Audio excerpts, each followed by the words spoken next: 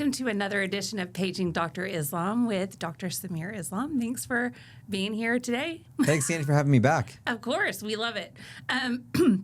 Okay, I have a question for you about teenagers. Uh-oh. I feel like a lot of kids are just maybe overworked with homework, with all their extracurricular activities, and early morning. Some of them have early morning things even before school. So do teenagers need more sleep than the rest of us? They physiologically do need more sleep, but also they don't have good sleep. You know, they're always, there are things going on. They don't have routines. They're watching, stuff on their phone, TikTok, social media. And so their sleep is so fragmented that even the sleep that they do have, it's not good quality sleep. And I would actually say, Sandy, I wouldn't just limit it to teenagers. I think most of us have very poor sleep because of our phones, our lack of being disciplined in how we sleep. And this is a pretty bad epidemic in terms of health, because we're realizing that sleep is the foundation for a lot of other medical problems. If you lose that ability to sleep well and consistently and have good quality sleep, you have higher risk for getting sleep apnea, ADHD, anxiety, depression, everything else kind of stems from that. How many hours should we and teens be getting a night? So I think the general recommendation is between 7 and 8. But here's the thing is that I think too many people focus on the hours as opposed to how you feel. Because I've had patients of mine who tell me, hey, Dr. Islam, man, I only slept like 6 hours every night. I'm worried that I'm, leading myself up to something bad. And what I tell them is that it's not the number necessarily how you feel or what it is, but it's how you feel after those 6 hours. Are they 6 good quality hours, which is much better than maybe 8 hours of very restless sleep that you have? Yeah. Does timing or exercise affect our sleep? Yes, it does. And so we know that if you exercise late, there's a higher chance of you not getting good quality sleep, going to sleep later, and waking up earlier because your body's already revved up from the exercise. So what I typically recommend is, wait at least 2 or 3 hours before you go to, as the difference between whenever you exercise at night or if you exercise, whenever you go to bed. In fact, it'd probably be better if you're able to exercise in the morning so you can get that energy, have it last throughout the day, so you don't have that boost of energy towards the end of the night whenever you do exercise at night. But not only that, timing does matter as well. So make sure if you do it at night, make sure there's a good buffer between whenever you finish your exercise and when you actually go to bed, typically around 3 hours if you can. What are some signs our teens aren't getting enough sleep that they may not be talking to us about? I think one of the things is just, it's hard to say this to a teenager because sometimes that's just how teens are. But, being just a lot of anxiety, being a lot, just snapping back at your parents, being in a bad mood. There's a lot of reasons why people can be in this, including teens, but this actually could be a sign of sleep deprivation as well. And so if you notice that your teen is not acting normal, is a lot more just anger, a lot more just snapping at you, you may want to look at whether there's a cause such as sleep as a reason why they're acting like that. Is melatonin or anything like that good for teenagers to help them sleep? So I'll tell you, the evidence for melatonin is not good. Okay. Meaning a lot of people have tried it. Some people have noticed the benefit, but when we look at the actual objective evidence, there's no real clear evidence that melatonin can actually help out with sleep. However, having said that, a lot of patients will swear by that, but when you look at the evidence, there's not a lot of good evidence for that.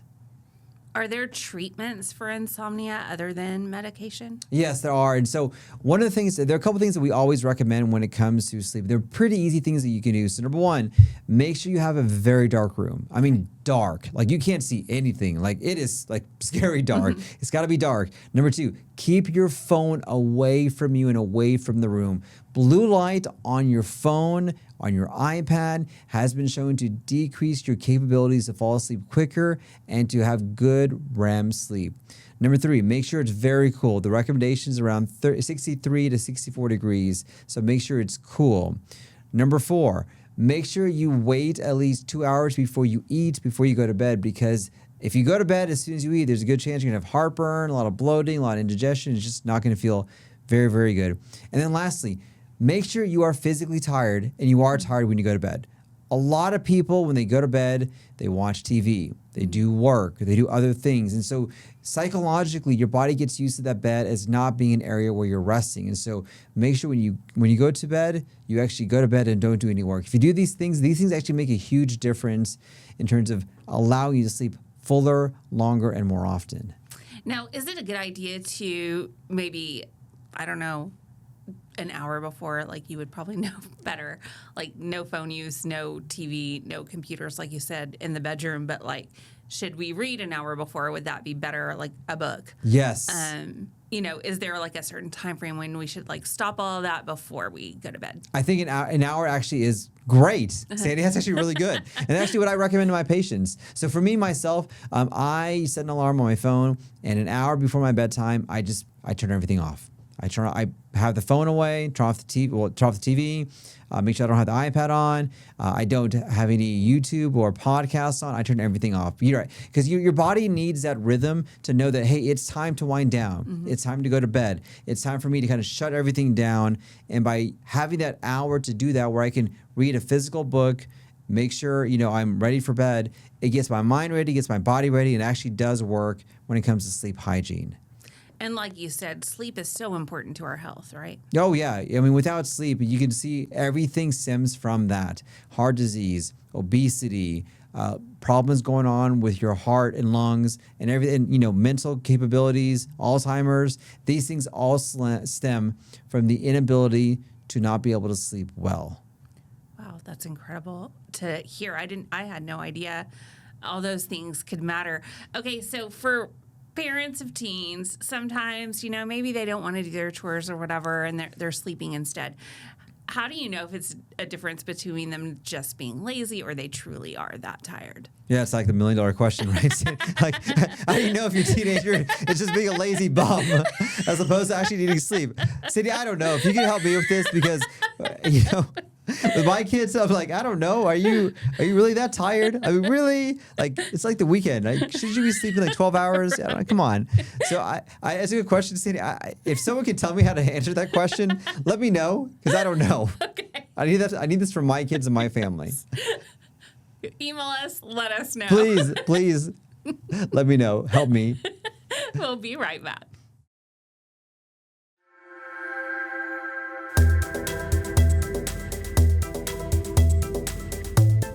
Dr. Islam, on the topic of sleeping, naps. I've heard they're bad for you. Are they good for us? Yes, I am a big nap person. But here's the thing, is that you cannot make naps into like actual bedtime. Okay. That's the thing.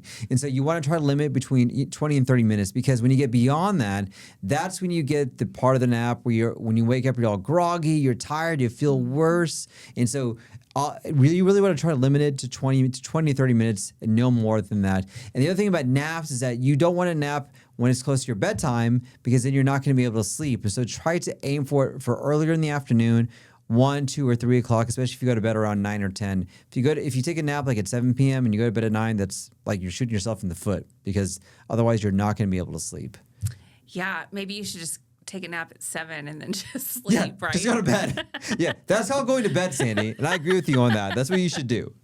Okay, we were talking earlier. You said for prime sleeping conditions, it needs to be 63 degrees. Yeah. That sounds like it's freezing. It is to cold. me. So I would say that use your body as a way to measure that, because it's got to be cold. Now, it's not going to be, it should be so cold where you see the breath from your mouth. Right. You're like, it's snowing in my bedroom, guys. Yes. Like, that makes no sense. Yes. Yeah, but it needs to be cool, but cold, cool and cold, where you're able to sleep. And what happens is, because throughout the night, your body temperature changes. You actually become hotter. And as you become hotter, it actually makes it more likely for you to wake up throughout the night. And so if you're able to keep it as cool as possible, where it's comfortable, that's the best thing. So some people, maybe before they go to bed, they take a cold shower. Or other people may take a warm shower because they know that they're going to be able to cool that off and to relax them. So find what works for you. And so if you can't do 63 degrees, it's too cold, that's fine. Go up a little bit more. But just make sure it's cool enough where you're slightly a little uncomfortable, but not where it's so uncomfortable you cannot go to bed. So we need to be uncomfortable. A little bit, yes, just a little bit. That just sounds so awful. I know it does, but I'm telling you, it works. Like the evidence is so good, and it helps you sleep. Yeah. So we need to do that and be cold. What happens to our bodies while we're sleeping? So we go into different cycles of sleep cycle, and what the idea is that by going through these different cycles, you're pretty much just getting rid of all the waste in your brain. You're rebuilding neurons. You're rebuilding connections. You're making memories. You're actually just clean sweeping everything throughout your brain. And this is why, for a lot of people who don't get good sleep, they're more likely to be anxious, more depressed, have not able to focus, and have higher risk of developing mental problems or even mental conditions like Alzheimer's later on in the future. And so sleep is a way to just sweep everything out, reconnect everything back together, and to form those memories that you want to have, and also allow you to have the mental framework to be able to fight off some of those inflammatory conditions that occur inside the brain. Wow. Like you said, our bodies are so smart. I never even thought about all of those things. Yeah, we don't even know we don't know a lot of things going on inside our brain, in our bodies as well. We're learning this every single day. Let's talk a little bit about food. That's probably our favorite subject here on food. Dr. Islam. Yes.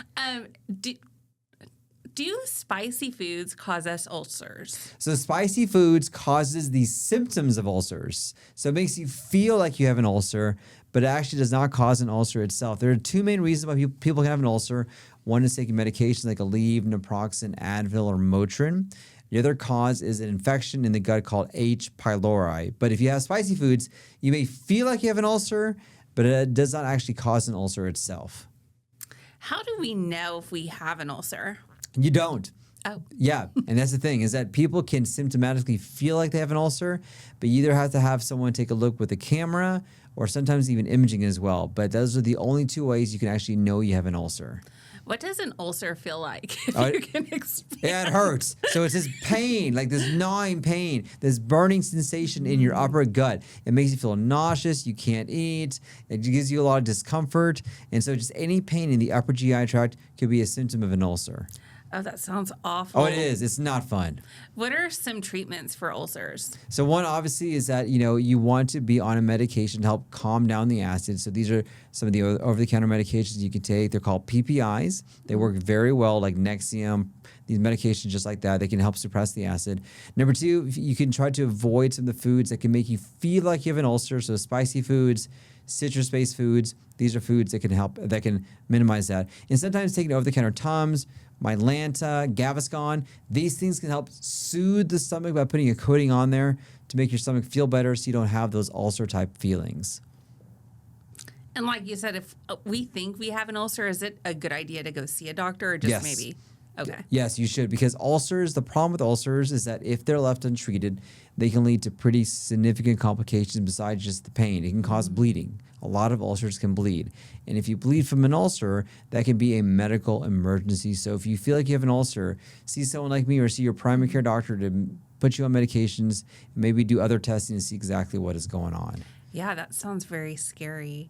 Are there foods we can eat to avoid ulcers, or how do they form? So ulcers form from inflammation. Mm-hmm. You have inflammation going on inside your gut, and that inflammation over time can cause a breakdown of the protective layers of your gut. So you have this inflammation, you lose the protection, so you develop this just inflammatory response inside that gut to occur. And there are things that can help out with it. There's some people who maybe suggest things like yogurt or things that can kind of help soothe the stomach. But the best thing is to find the reason you have the ulcer. So, for example, if you take a lot of Advil, well, then stop that and take a medication to help suppress the acid so you can help heal up that ulcer and make sure it doesn't cause complications down the road. Now, I have an age-old question for you, I feel like. When you get a stomach bug or your stomach hurts, is it a good idea to drink 7-Up or what's the other one the parents have us drink? Like ginger ale. Yes. Yeah. Or is that a wives' tale? It really is a wives' tale. However, I will tell you, and my wife does it for me when I have a stomach pain, is that the carbonation can actually help out with some of the burping that you have, because sometimes it's a lot of gas that's trapped in there that can make you feel like you have discomfort that's there. So I would say that there's really minimal harm. Just use Diet 7-Up, use Diet Ginger Ale. Don't go for the whole 2,000 calorie, Sugar. sugar full of ginger ale or 7 Up. But I would say there's very little harm in doing something like that, especially if it's the diet drinks.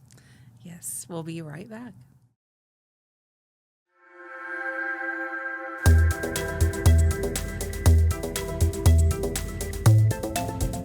Dr. Islam, a lot of people sometimes like to have a drink after work to kind of wind down their night.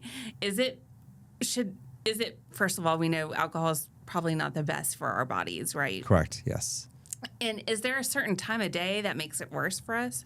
No, there's not. Unfortunately, alcohol has its effect pretty much any single time. And so anytime you drink alcohol, you just have to know that you're ingesting a toxin into your body, and that there's going to be a side effect from that. Now, you may not notice that side effect immediately, and that side effect may go away after, a couple of days, but it is a toxin, and it can and will cause damage at some point in time.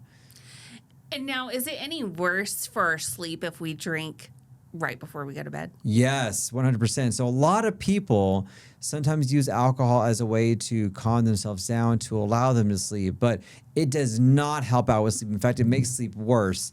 It makes you sleep, less. You don't have good quality sleep, and you will feel more tired, even though you may have slept "quote unquote" longer. And so, never use alcohol as a way to calm things down, as a sedative before you go to bed. It's just not going to work. And drinking is obviously super common for college-aged people.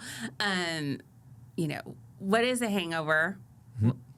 Explain to us, what is a hangover after drinking too much, and is there a cure? So a hangover basically is the toxins from alcohol causing damage to your body. And so whenever you drink alcohol, you metabolize it in a certain way. And sometimes whenever you metabolize alcohol, that can manifest as you develop these toxins in your body, you lose certain electrolytes, you have a change in the circulatory pattern of the way your blood goes as well. And that can manifest as a hangover. And it can make you obviously feel tired, feel worse, give you a headache. You're like, oh my gosh, what's going on? The cure for hangover, obviously, is to not drink so much, or you get a hangover. Pretty obvious. Right. But there's some things that are out there. Some people say that, sometimes getting certain vitamins, making sure you're hydrated, maybe doing other things. There's not a lot of good evidence out there about what actually can cure hangover. Because I'll tell you, Sandy, whoever figures that out, it's going to be a billionaire, right, and everyone will hear about it. So the fact that we don't know what that is can tell you we don't have a good cure for a hangover. What does alcohol do to our bodies? So it really acts as a toxin to the body. It can increase your risk of developing GI problems. It can increase your risk for heart failure, pancreas cancer, liver cancer. And so it really just acts as a direct toxin to your body. Now, a lot of people actually get a lot of benefit because it does help out in terms of making you feel better. So you feel like you're doing better, you're more relaxed, but you actually are causing a poison to occur inside your body when you may not even realize it. Alcohol is not like coffee, but in the form of new research. Some say wine is good for your heart. One day it's not the next day. Are there any benefits to like red wine for our hearts? That used to be the case, and we used to, preach this to a lot of our patients. But more and more studies are showing that's actually not true, and more studies are showing that even a little bit of alcohol use can cause problems and damage. So I would not use anymore the red wine as good for your heart, or as a recommendation for heart health. And I definitely are seeing more and more evidence where even a little bit of alcohol can cause some problems that can be pretty detrimental. Now, do you have any tips? I don't know if you do. For those who maybe want to wind down at night without the alcohol, is there anything they can drink instead or do instead? Yeah. There are a lot of things you could do. You don't need alcohol necessarily to wind down. There are a lot of things you could do, whether it's watching a movie, going for a walk, exercising. To be honest with you, exercise probably is the best way to wind down because it gives you the health benefit.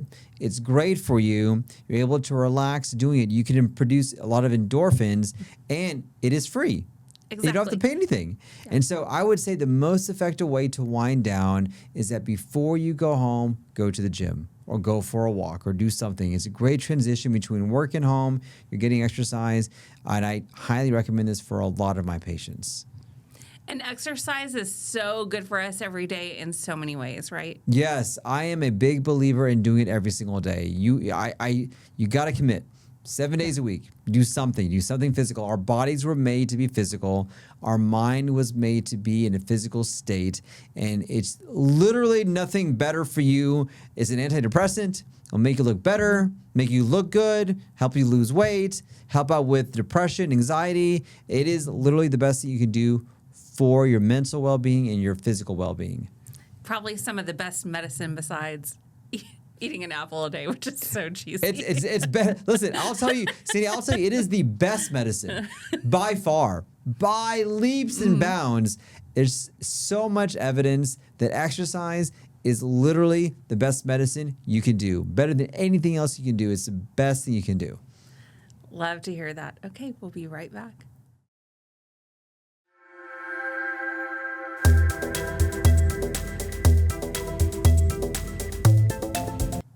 Dr. Islam, March is Colon Cancer Awareness Month. Covenant Medical Center is hosting a free colon cancer screening later this month. It's open to those who are 45 and up who have no insurance and have not had a colonoscopy in the last 3 years. Call that number there on your screen to see if you qualify, and that's something that is good for it's incredible that we have these free screenings, right, Dr. Islam? Yeah, there's no reason to not do it. Get it done, guys. I mean, seriously, it's free. It's easy. Yeah. Do it. Got to do it.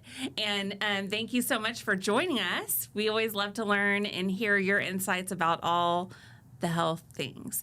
And be sure you follow Dr. Islam on his YouTube page, Instagram, Facebook, Twitter, X. Everywhere. I'm everywhere. Follow him everywhere. Let's do it. Yeah. And if you're having any issues, give his office a call and he'll be glad to help you out. We'll see you next time.